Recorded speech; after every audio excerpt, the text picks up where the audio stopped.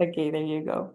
Hi, everyone. Welcome to our third Role Model Monday webinar of the summer with a focus today on STEM in art and design. We have a fabulous lineup throughout June and July, and we hope you can join us weekly for our panel sessions and with current students, alumni, and STEM role models from our community. My name is Kiara Wichapa. I use she, her pronouns, and I am a summer camp counselor with Women in STEM within the undergraduate college at the University of Texas at Austin. And I'm also joined by Irlanda Sotelo, who is going to be helping us with the Q&A portion of our webinar. Yes. Okay, so right now I'm gonna go ahead and add the YouTube link so you can have our next role model webinar to our STEM YouTube channel and other videos to help future and current students. So please subscribe to the channel to get notified when new videos are added. And I'm gonna throw the link in the chat.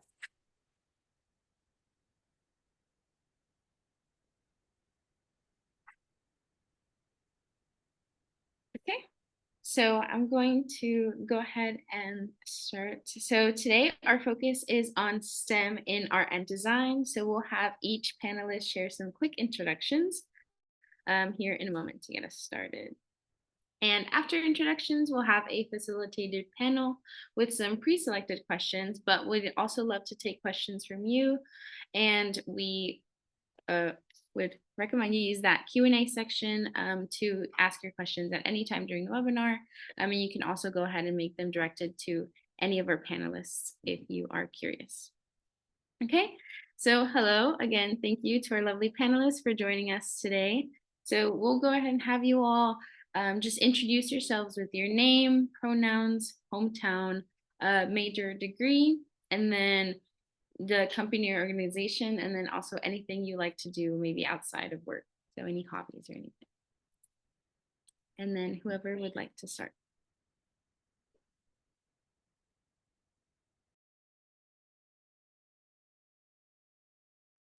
I can start. All right. My name is Luz Nail Rondon Haberberger. I graduated from UT with a double E major in 2005. I was born and raised in Caracas, Venezuela. So I'm a Latina. I've later become a wife and a mother of two young children, ages 10 and 11, two boys who drive me completely nuts, but I adore them. And I'm also an entrepreneur. I own my own engineering consulting firm. We're headquartered here in St. Louis. So it's a company that grew from just myself with a dream to now we have a team of 110 individuals. So I'm an electrical engineer, entrepreneur, mother, and wife.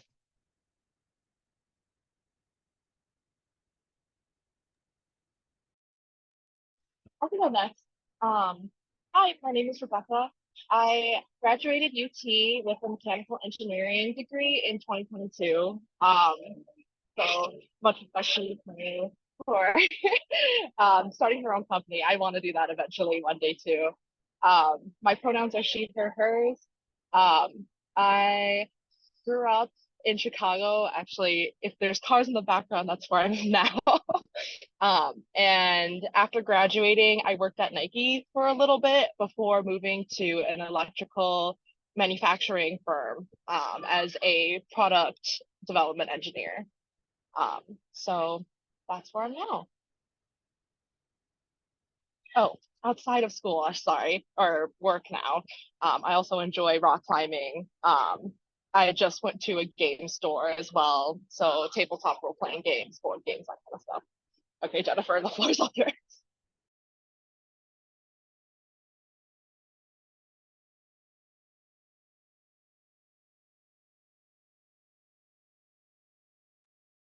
Okay.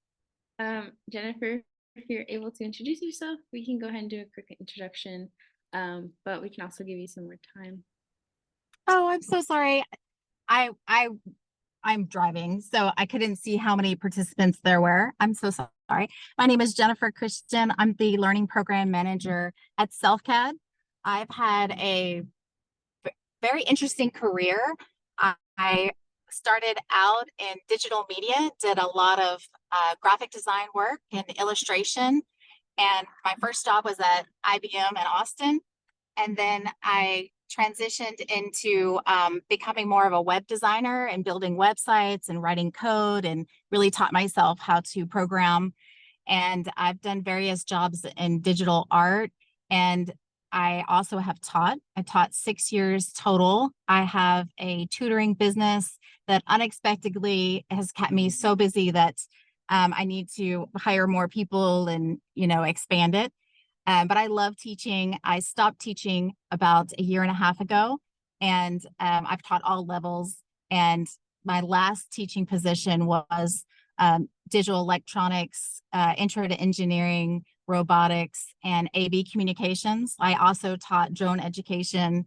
Now I use those skills in order to help young people, learn viable skills in 3D design. My mission is for more entrepreneurial project-based learning as early as middle school, so that teachers can start using 3D design technology in all their core classes.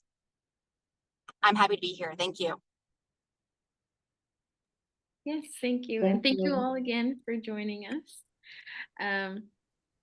Yeah, okay. So we'll go ahead and start with some questions. And so we'll go ahead and start with our theme for today, which is art and design. And so most of the time, STEM and art aren't really talked about in the same sentence or in relation to each other. They're kind of thought about as two separate things. And so we're curious to ask you if each of you could talk about how art and design are a part of your STEM work.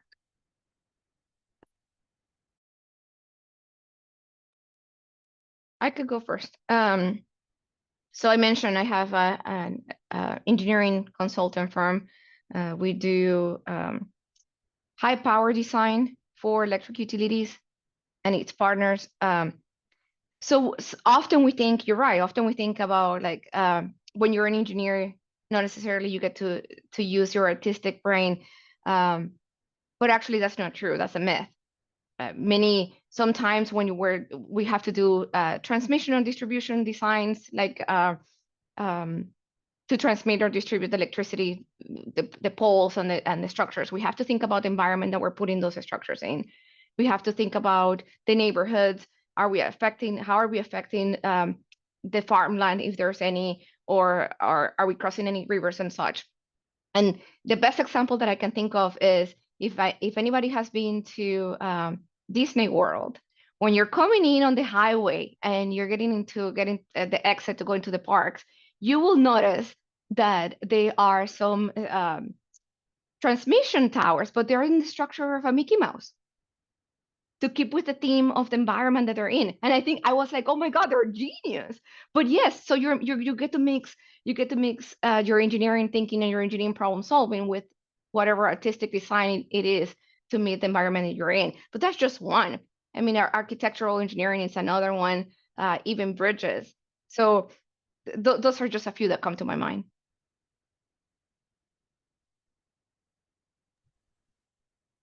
Yeah. There's a lot of art that goes into engineering. I mean, just starting off, like, and I'm sure Jennifer will talk a little bit more about this part, but CAD, as a mechanical engineer, you have to be very thoughtful about how you present your drawings that translates to the actual buildings. Oftentimes, when you study engineering, you're not necessarily like making the part. So communication between you and then the technicians or the manufacturers is really, really important. So being able to arrange your technical drawings in a way that is easily understood, that's art, that's communication.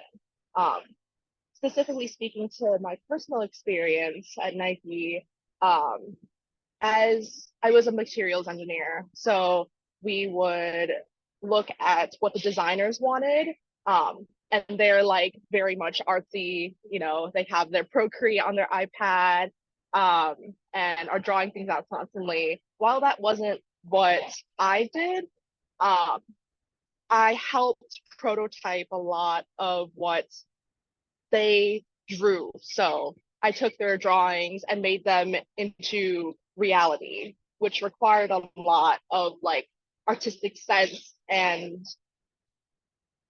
detecting almost like, hey, this isn't necessarily coming out to what the designer wants because of some technical issues, but we can do it in this other way that still makes artistic sense in terms of color, structure, fabrics, whatnot.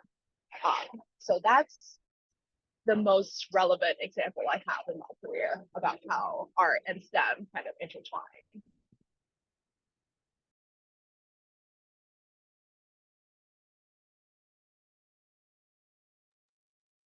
Hi, hello, can you hear? Yes. Okay, thank you. Yes. So I use art every single day. I have to be very creative, even when I'm like just brainstorming different like strategies and things that I want to like figure. I'm like trying to figure out like, should I focus my attention on this rather than, you know, something else? I have to be super creative, and a lot of times I'm brainstorming in that way, and I use all of my work is art based basically, and I have to come up with ways to incorporate art with technology so that we can communicate ideas. So yep, I have to visualize everything. All of the problems I have, I pretty much have to visualize them and figure out the best way to communicate that. And a lot of that is visual representation of something that's really complex. Thank you so much. And so I know you've all kind of talked a little bit about your work, but can you tell us more about your role and the work that you do? And then also, how does design thinking come into play with what you do?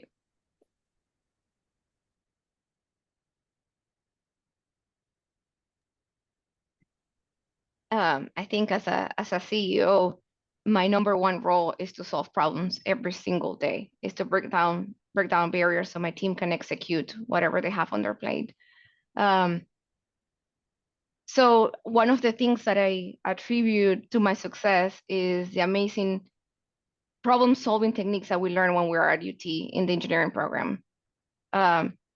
So fast forward, I mean, of course, I graduated in 2005, so that's some time ago.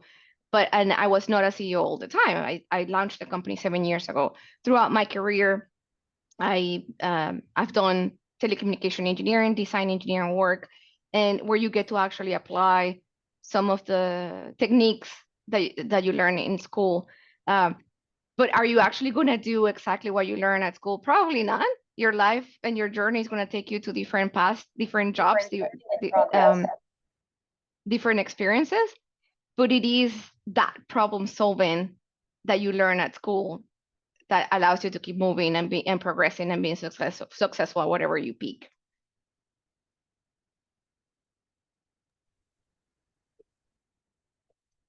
Yeah, I mean, I will second everything Lisa said. Engineering at UT teaches you a lot of hands-on, like visualization skills right off the bat. And they actively encourage you to go into extracurriculars that help advance that project-based learning. I actually have a design certificate in design strategies as well to my mechanical engineering degree. And those two kind of really enhanced each other because the problem solving skills you learn in mechanical engineering technically translate directly into creating a better user experience for a customer. And essentially, that's what engineering is all about. You kind of foresee what problems may come up with your stakeholders, and then you try to address those ahead of time. So the only two roles I've had full time were with Nike as a materials engineer and with my electrical utility manufacturer now, also as a product development engineer. But I also did internships during my time in university. There's a applied research lab for engineering, but they also take a lot of other STEM fields as well. There's a lot of professor-led laboratories that accept a lot of students and high schoolers too. So there's lots of opportunities at UT, and that's one of the big things um, that attracted me at first, and then engineering and design just kind of came with that.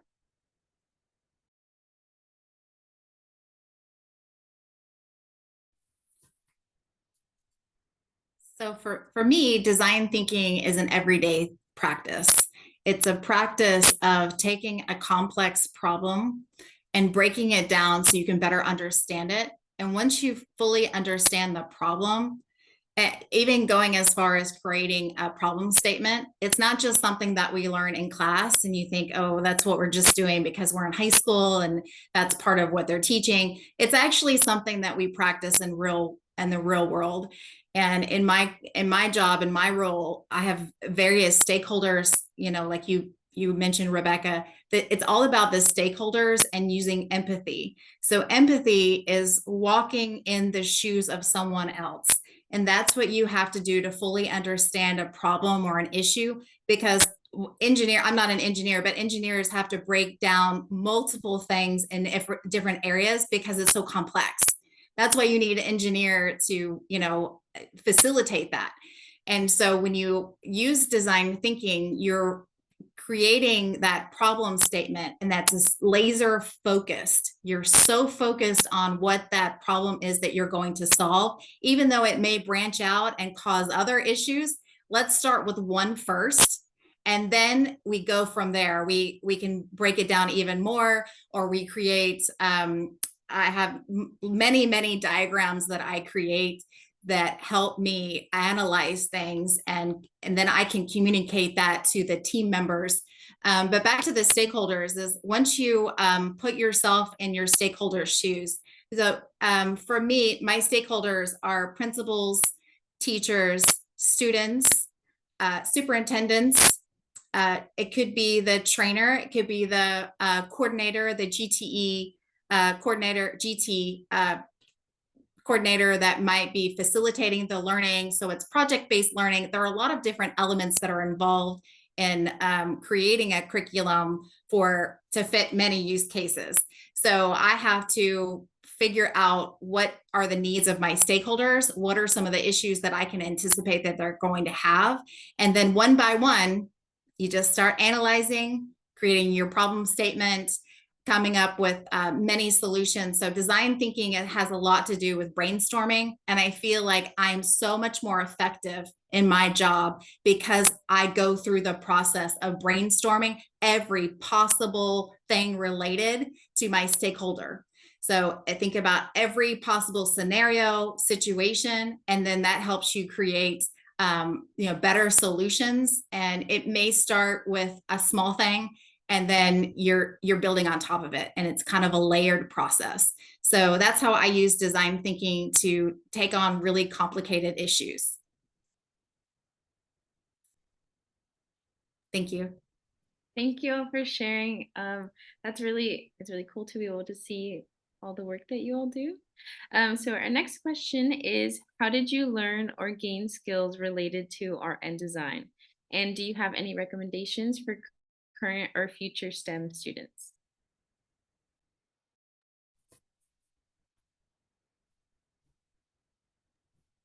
I can start. So I started out in digital art. I just had a knack for graphic design and illustration, not hand-drawn illustration, but digital communications. Like I said, I liked web design, and I just like the whole aspect of making something pretty. And, if it doesn't look good, people are not interested. So I really try to connect with, the trends and the things that were out there that I was seeing other people do and what was popular. So I use, art in that way. So I just try to think about what am I seeing out there that people are liking? What's the common thread? And then I just try to duplicate things. What's really interesting about art, and as a professional, you have this high expectation of I'm going to create something that's completely original, and I'm going to make something that is 5-star, the most amazing thing that anybody's ever seen. And a lot of it has already been done, honestly. So put those expectations kind of in the back pocket and think about how you can just communicate your idea so that it's simple and effective.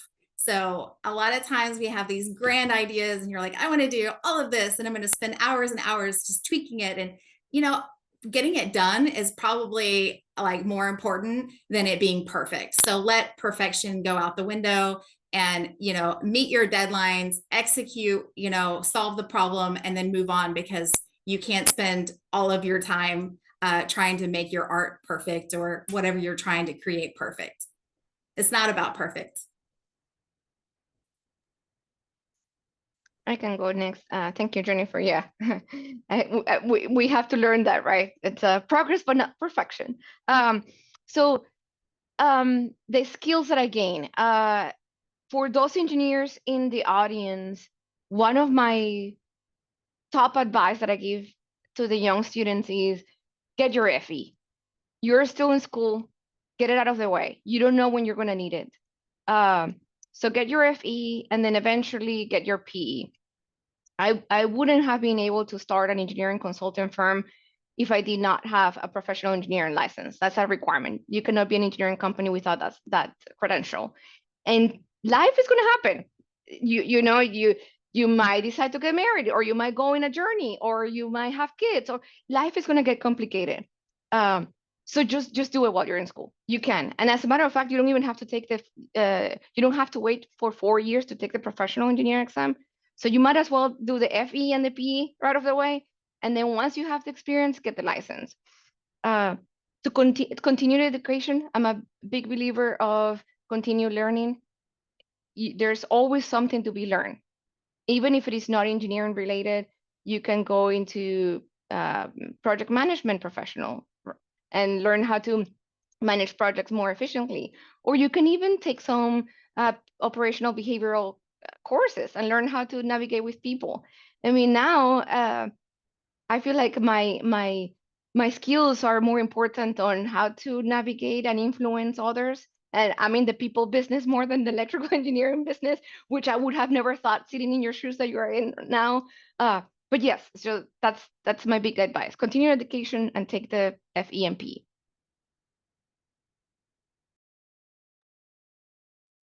To add on to that, actually, I did all sorts of academics and extracurriculars when I was younger. So I did dance. My dad tried to get me into classical art. I played piano for 10 plus years, which I also know that a lot of that is a luxury. But practicing your own form of expression is a great way to be true to yourself. And I think that's what, especially during college, I had to learn. Society is going to tell you one thing or another of what success is, but you're not going to be really happy until you find out what you value. And I think whether that's, becoming a mom someday, or a parent, whether that's starting your own business, there's a lot of paths to get to where you want to go. And I think that's what art taught me, in terms of like my STEM career. I don't know if that answered the question. Let me know if I need to elaborate. Thank you. And no, definitely answered the question. Thank you. So I also wanted to ask for our next question for you all to tell us about a specific project or product that you've worked on that can give our audience a glimpse into kind of your day-to-day STEM work world.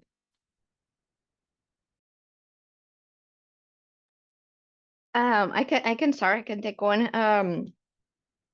So fresh out of school, I worked for. So I continued after UT. I continued and got a master's degree in Cal State LA in Los Angeles, and then I was able to find a job in Los Angeles Department of Water and Power as a telecommunication engineer. And my first project was to remove all the copper cable that we used to connect substation from one end to another, and for communication purposes, replace it from copper to fiber. And again, this was back in 2007 now. So you're a brand new engineer. You're in charge of this project. You don't know what to do. I'm like, oh my God, do I have to go to manholes? Do I have to look at where the cables are terminated? And it was very overwhelming. But the key to any projects, that's the very first one I had that comes to my mind. And throughout my 17 years of career, there are multiple examples that would allude to the same, which is you're not alone. There are other people out there that have gone through the same situation that you're going through at that point. And that applies to both personally and professionally. I mean, I can share the same story when I first had my first son, and I didn't know, like, oh my God, he's not sleeping through the night. Ladies or gentlemen that are in the audience, there are other people out there willing to help you. If you're willing to just raise your hand and say, I need help, I don't know how to navigate this, you will be surprised how many people are in your network, in your village, willing to help with whatever it is that you're going through.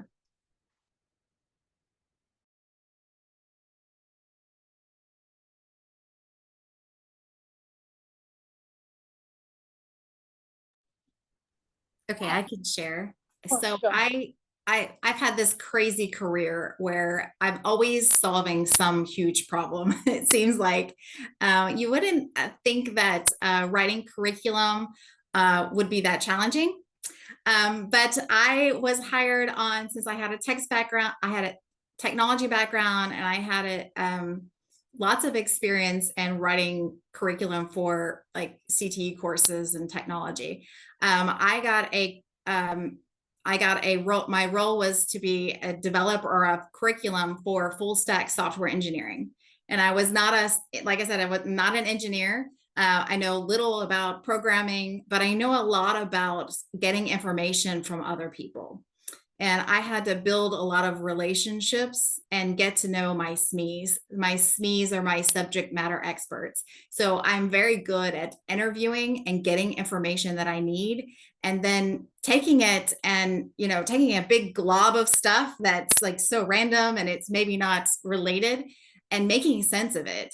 And so I feel like that's what I'm really good at. And my advice to you would be figure out what you're really good at. What are people saying to you that you're like, oh, okay. And you kind of brush it off like, okay, whatever. But really, if you hear it more than twice or 2 or 3 times, take note of that and find something that you're really good at and keep practicing and developing those skills. And I try to do things where I'm not as talented and it's a little bit more of a struggle for me to improve on. Like, I just think of those as like a hobby, and the stuff that I'm doing professionally are the things that I've narrowed down that I'm really, really good at. And I think that's where I'm an expert. This is where I'm developing, and this is where I'm an expert, and kind of separating those things. So if, say, I have something in my project that I'm working on and it's not my level of expertise, it's not something that I'm very good at, I need to lower my expectation, or I need to find somebody to help me, or I need to delegate it. And so it takes off some of the pressure of me having to be perfect all the time. I keep mentioning that, but I do have an issue with trying to be perfect. And it's not about being perfect, and finding those SMEs that are willing to work with you and give you that valuable information, and then using it in such a way that it fills the needs, and you're like helping people understand a problem, or those SMEs are the experts. I don't have to be the expert. I can just get that information from them and write my curriculum. And so that was a very big challenge that I had, was working with SMEs who were very good at what they do for writing software and code. They're not necessarily good at teaching and creating projects and teaching. So taking those SMEs and working with them, and the way that they communicate things would be different than how you would deliver that in the teaching world.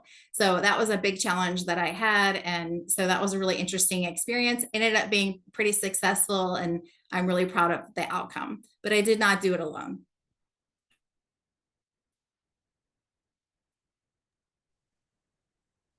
I will emphasize that working with the team is so important.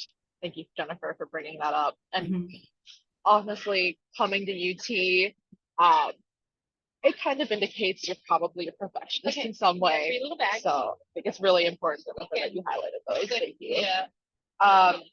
My day-to-day job right now, I would say, is sorry for the noise. 50% of it is like heads down work. So usually I'm working on a product right now for a company, and we have different tests that we need to do. We're in the middle of the design phase still. But it's also understanding, testing, reiterating that process of what the product needs to do. Is it visually like appealing? Is it functional? If there's any issues that may come up with after like 1,000 runs, are there going to be solutions that we can provide upfront to a customer? So that's all the stuff I think through half the time. The other 40% is project management.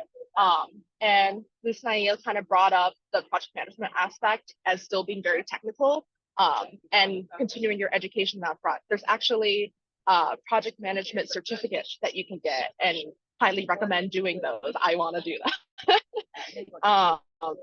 Which certifies you as someone who can like manage time, still be able to succeed within the parameters that your product set, making sure that you're communicating with your stakeholders properly. My bad. So like managing resources, whether that be time, personnel, understanding how your company also works is really important, because every company is very differently. And it varies very much like based off your company culture, which is also another level of like why art is so important, because you will get that understanding with art, not necessarily a textbook for STEM. And then the other 10% is meetings, talking with our customers face to face, talking with my boss and manager. So that's kind of what I do in a day. And STEM and art both really much go into it. Okay, thank you everyone for talking about your amazing experience in STEM and art. We have one question in here. And this person is asking, can you share some challenges that you have faced in your career and how have you overcame them? I can answer that. I was thinking about this earlier and I didn't mention it, but so many years ago, I've been in the industry for a long time.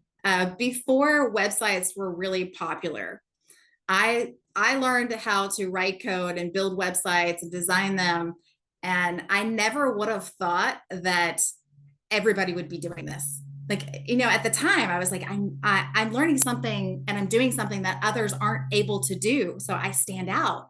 And people would come to me and say, you're the only person that I found that can do the coding, the front end and the back end. You're the only one that can make it look pretty and then still understand and edit the code and manipulate the code and use those skills. So I thought I was like awesome, and it was a great time for me, and it was very lucrative. And then gradually everyone started using Adobe products. And gradually coding from scratch ended up not being a thing anymore. And you didn't have to memorize different syntax and things like that. And more templates were developed, and it just got so much easier for everyone to be able to do those things that I thought were just, specialized.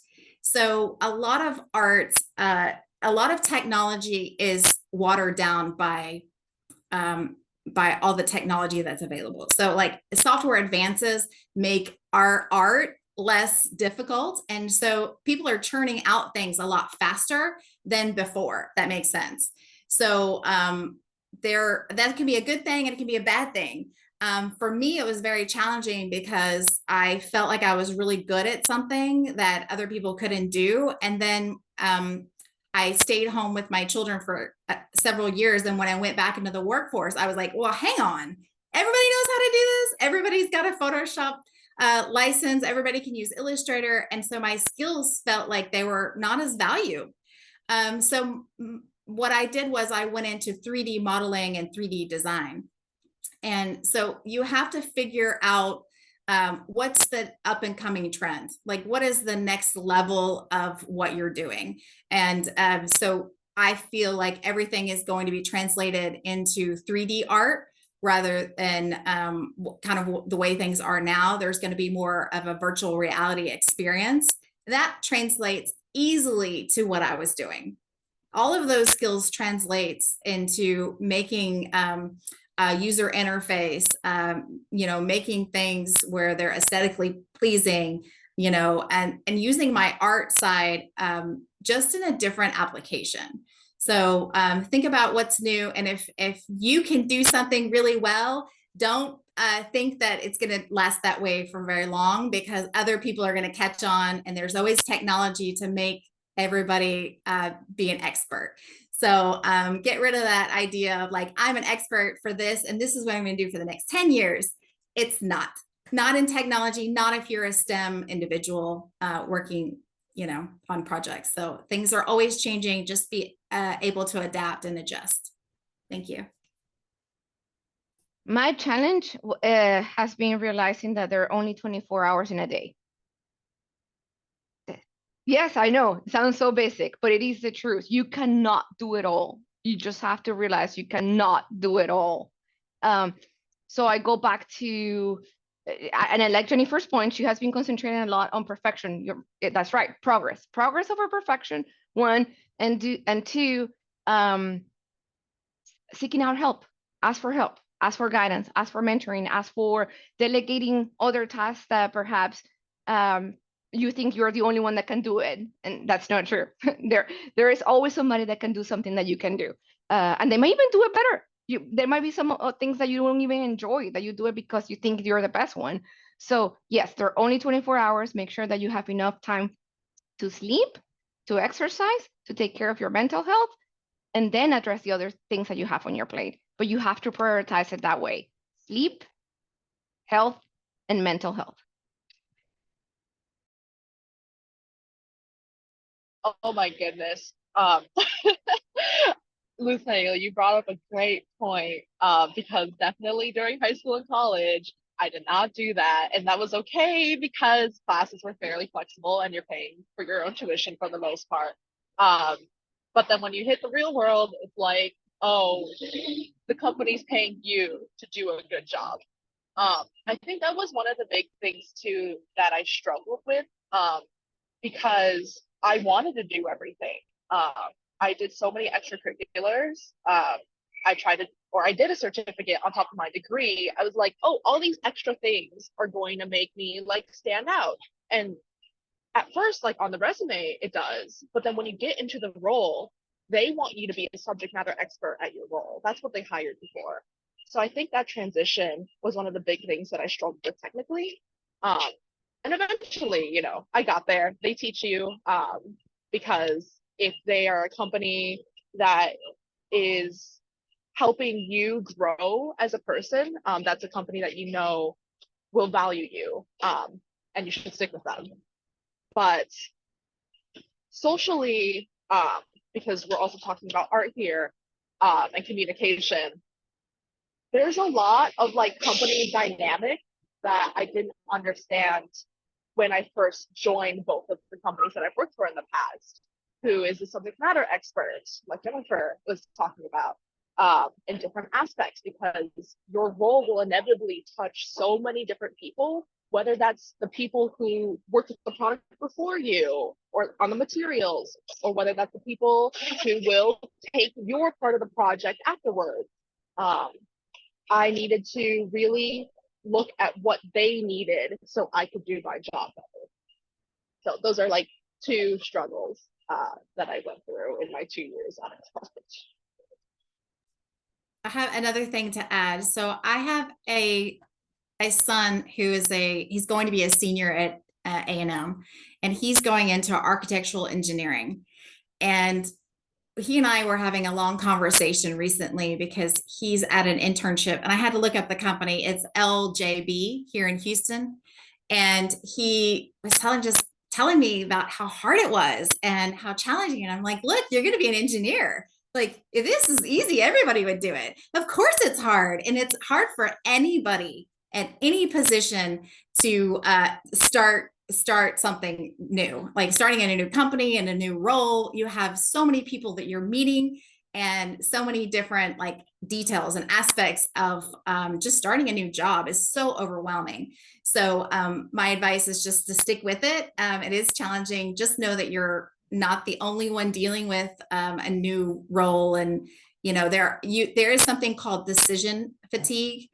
And that is something that I deal with, and a lot of teachers deal with it as well. I'm a lot of engineers where your main role day in and day out is making a decision. And there's something called decision fatigue where you reach your max and you're like, I can't do this anymore. Like I cannot make any more decisions. That's why you wake up in the morning some days and you're just like, I don't even know what I'm going to wear. You come home from work and you look in the refrigerator in the pantry and you're like, I don't know what I want to eat.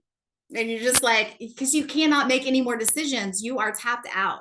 And so a lot of these things that they're mentioning is so important for young people to realize that we don't have to be perfectionists. We don't have to work 24/7. And you can ask for help and know that it is challenging, yes, but you can get through it and you can work through it if you stick with it. Thank you. Thank you for sharing that. And another student is asking, were there any specific classes or projects at UT or the college that you went to that y'all found really useful or interesting?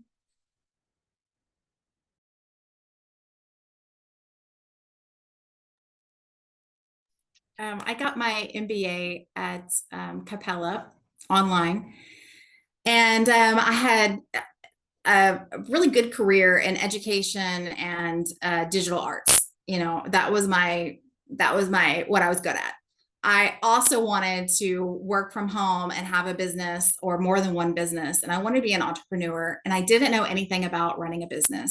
So that's why I got my MBAs, because I had this skills gap that, you know, what I wanted to do, I wasn't going to be able to get to that place without a little bit of education and particular classes.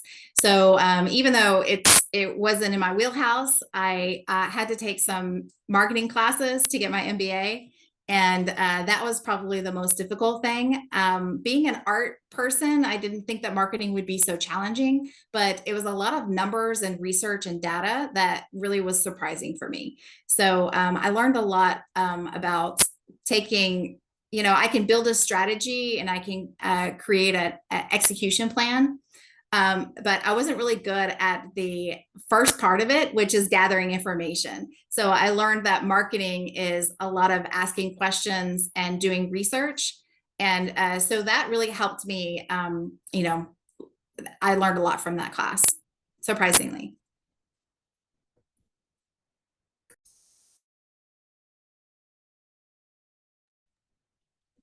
I think for me was my senior design project.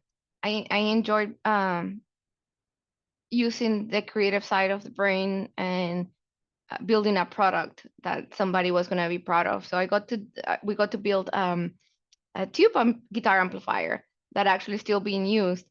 So, but the process of designing it and actually putting it in and seeing it into completion, that was the most fun part.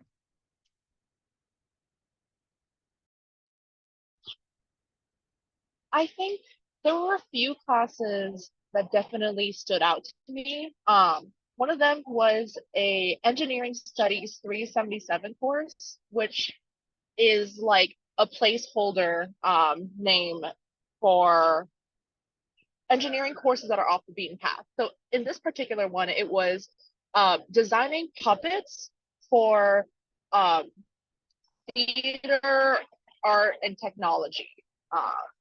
There's a different name associated with it, but it was a class that was very interdisciplinary because it drew students from radio, theater, film majors, art and entertainment technologies, engineering, to virtually create a puppet. This is during COVID, by the way, so we were all doing this at home. creating a puppet that could be controlled by an elementary school student remotely. So I would really seek out for those more unique project classes that anyone can kind of go into, because that will get you a lot of face-to-face with people outside of your major, which is so, so valuable because that's what you do in your everyday job.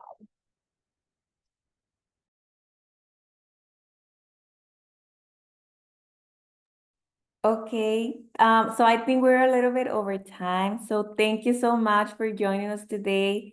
Thank you for our fabulous panelists. I'm gonna drop in the chat the link for the next webinar, so everyone is welcome to join. Yes, thank you again for joining. So we look forward to seeing you all.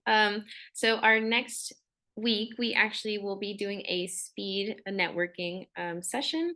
And so it'll be focused on STEM and high tech, robotics, computing, semiconductors, and more. And so definitely feel free to join us for that. The chance to meet with a lot of different role models and kind of switch out and talk to them all. So again, watch your email and our social media links for details.